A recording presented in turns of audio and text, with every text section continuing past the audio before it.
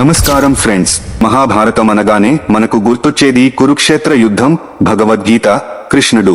కానీ మనం టీవీలో చూసిన మహాభారతం 80% మాత్రమే అని మీకు తెలుసా?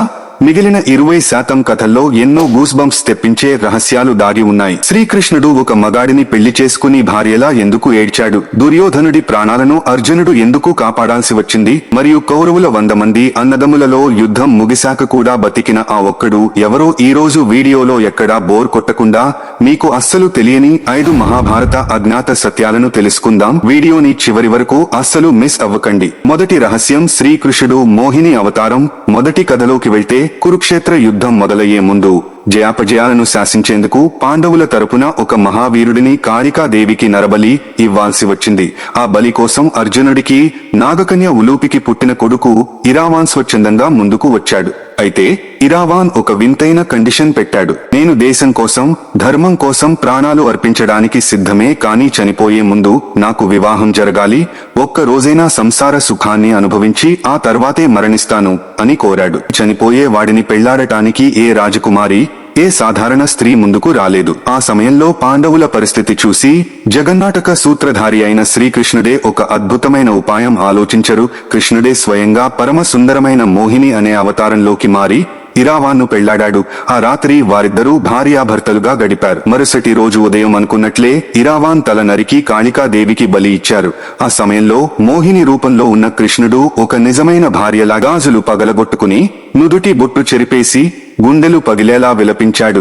ఈ అద్భుతమైన ఘట్టం ఇప్పటికీ తమిళనాడులోని కూవాగమనే గ్రామంలో ప్రతి సంవత్సరం ఒక పెద్ద పండుగలా జరుగుతుంది. అక్కడ కొన్ని వేల మంది హిజ్రాలు ఇరావాన్ను తమ భర్తగా భావించి ఒక రాత్రి పెళ్లి చేసుకుని మరుసటి రోజు విధవల్లా మారి ఏడుస్తారు.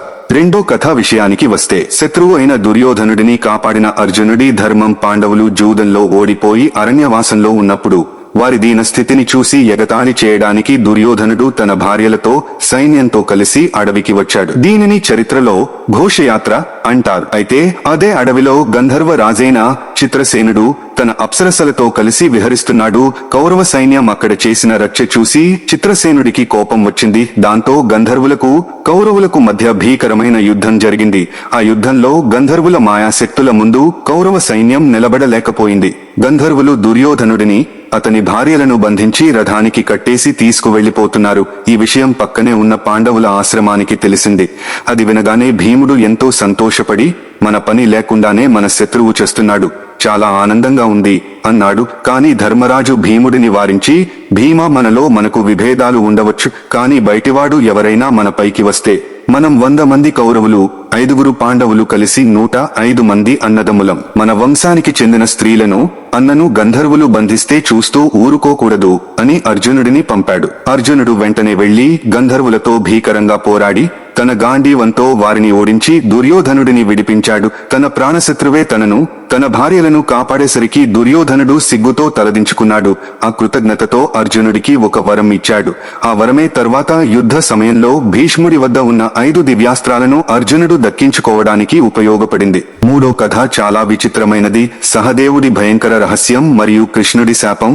పాండవులలో 5వ వాడైన సహదేవుడు ఎప్పుడూ చాలా ప్రశాంతంగా ఉంటాడు. కానీ అతనికి భూత, భవిష్యత్, వర్తమాన కాలాలు మొత్తం ముందే తెలుసు. కురుక్షేత్ర యుద్ధం ఎప్పుడు జరుగుతుంది, ఎవరి చేతిలో చనిపోతారో అతనికి క్లియర్ కట్ గా తెలుసు. దీని వెనుక ఒక భయంకరమైన కథ ఉంది.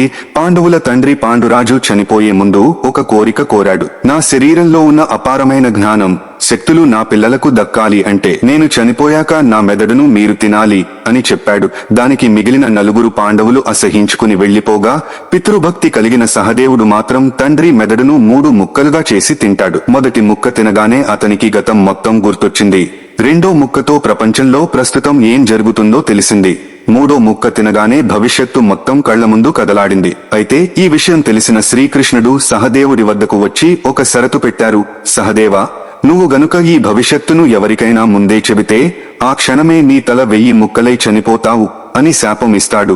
అందువల్లే సహదేవుడు అంత పెద్ద యుద్ధం జరగబోతున్నా నిశ్శబ్దంగా ఉంటాడు. విచిత్రం ఏంటంటే యుద్ధానికి సరైన ముహూర్తం పెట్టమని దుర్యోధనుడు కూడా సహదేవుడి వద్దకే వస్తాడు. శత్రువైనా సరే అడిగినందుకు జ్యోతిష్య ధర్మం ప్రకారం కౌరవులు గెలిచే అద్భుతమైన ముహూర్తాన్ని సహదేవుడు కరెక్ట్ గా చెప్తాడు. కానీ తర్వాత కృష్ణుడు తన అమావాస్య తిథి మాయతో ఆ ముహూర్తాన్ని మార్చేసి పాండవులను కాపాడతాడు. 4వ కథ గాంధారి కళ్ల గంతల వెనుక అసలు నిరాశన. గాంధారి కళ్లకు గంతలు కట్టుకోవడం. గాంధారి తన భర్త ధృతరాష్ట్రుడు గుడ్డివాడని పతిభక్తితో తాను కళ్లకు గంతలు కట్టుకుందని మనం చిన్నప్పటి నుండి వింటూ ఉంటాం. కానీ అసలు పాత గ్రంథాల ప్రకారం అది పతిభక్తి కాదు, అది ఒక తీవ్రమైన నిరాశన మరియు ఆక్రోశం. గాంధారికి చిన్నప్పుడే జ్యోతిష్యుల ప్రకారం ఒక దోషం ఉండటం వల్ల మొదట ఒక మేకతో పెళ్లి చేసి ఆ మేకను చంపేస్తారు. సాంకేతికంగా ఆమె విధవ అవుతుంది.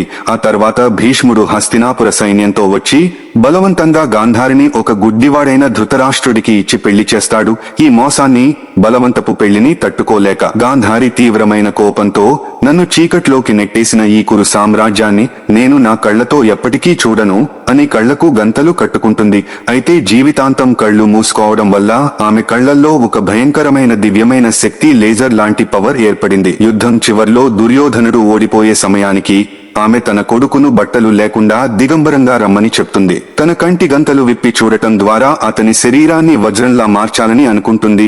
కాని శ్రీకృష్ణుడు మళ్లీ మాయ చేసి దుర్యోధనుడికి దారిలో ఎదురై తల్లి ముందు అలా దిగంబరంగా వెళ్లడం తప్పు, కనీసం అరటి ఆకులైనా కట్టుకో అని చెప్తాడు. దాంతో దుర్యోధనుడు తన తొడల భాగానికి ఆకులు కట్టుకుని వెళ్లడం వల్ల గాంధారి చూపు పడి శరీరం మొత్తం వజ్రంలా మారినా తొడల భాగం మాత్రం బలహీనంగా మిగిలిపోతుంది.